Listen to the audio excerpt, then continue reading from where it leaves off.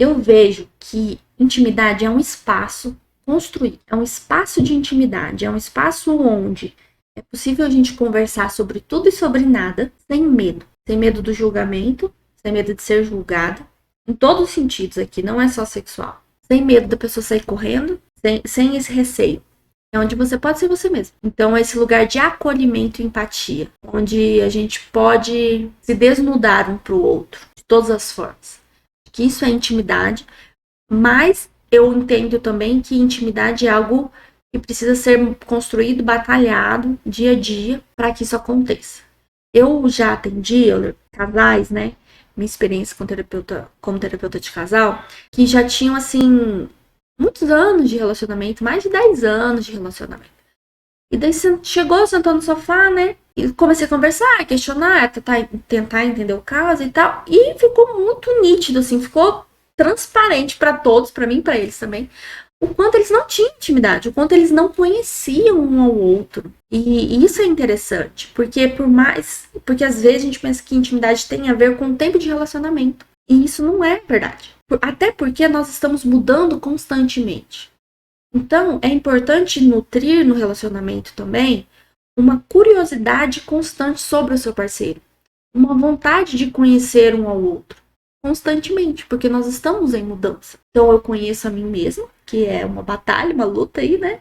E conheço o meu parceiro também. Então, essa curiosidade, essa atenção um com o outro, esse cuidado um com o outro. E sempre fomentando a conversa, né? Trabalhando no diálogo para se conhecer. Então, eu vejo pacientes, pessoas, casais aí com muito tempo de relacionamento e que não se conhecem. Às vezes até o básico, né? E eu sempre lembro, assim, da nossa experiência, né, de casal, o quanto que a gente conversa muito e o quanto depois de 16 anos de relacionamento, às vezes a gente conversando, eu me surpreendo com alguma coisa que você fala, né? Às vezes uma coisa que eu faço, né, um questionamento assim, e a gente se depara com respostas que a gente não esperava. Ah, você gosta disso, você gosta daquilo e tal. Mas assim, questões mais profundas, mais íntimas, né? De mais confiança. E a gente acaba se surpreendendo. E é interessante que nesses 16 anos a gente conversou recentemente sobre algumas questões e nós falamos assim, nossa, essa conversa a gente iniciou lá na faculdade, você lembra? Né? Que de repente naquele momento a gente estava maduro o suficiente para ter a conversa. E aí, 15 anos depois, falou, nossa, a gente se pegou tendo a mesma conversa, mas assim, é diferente, é intimidade também. Com outras opiniões, com outras né, em outro momento da vida. Isso é bem crucial, porque é muito comum, infelizmente, assim, é tão comum que às vezes eu, como terapeuta, me surpreendo com a quantidade de pessoas que chegam, de casais e de histórias, porque às vezes vem só um, né, mas vem falando do seu relacionamento e tal, do quanto as pessoas não conversam. Às vezes chega assim para mim mulheres e fala assim, eu gosto muito de conversar, mas meu marido é muito quieto, ele não fala comigo.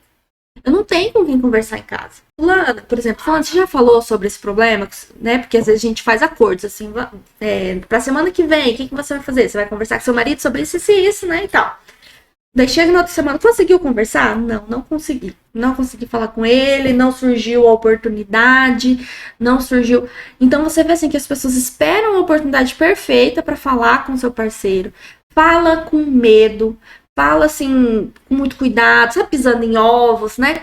E eu me pergunto, gente, que tipo de relacionamento que as pessoas acabam construindo que você não pode chegar no seu marido numa segunda-feira de manhã e perguntar alguma coisa pra ele, assim, com naturalidade, mesmo que seja uma coisa mais profunda. Então, assim, é pra você ver o quanto que as pessoas não têm intimidade, porque se você tem intimidade com a pessoa, você não vai ficar com receio de fazer uma pergunta pro seu marido. Você não vai ficar com receio de contar algo pra ele que aconteceu. De contar um exame que você fez e deu uma alteração no exame, e daí tem todo um rolê para contar isso pro marido. O que ele vai achar, o que ele vai pensar, o que vai acontecer, né? Ou outras situações, enfim, são várias, né, situações. Homens também que chegam e falam assim, não, esse problema eu não vou falar com a minha esposa, isso não é coisa de se falar em relacionamento. Não é coisa de se falar no casamento, eu vou resolver sozinho e pronto. Eu vou lidar com esse sofrimento sozinho. Né? Então, Infelizmente, é muito comum e eu queria que as pessoas que estivessem em casa avaliassem qual é o nível de intimidade, diálogo que está tendo no seu relacionamento, que vocês construíram até agora. E também entender que é possível melhorar. Tudo é possível melhorar.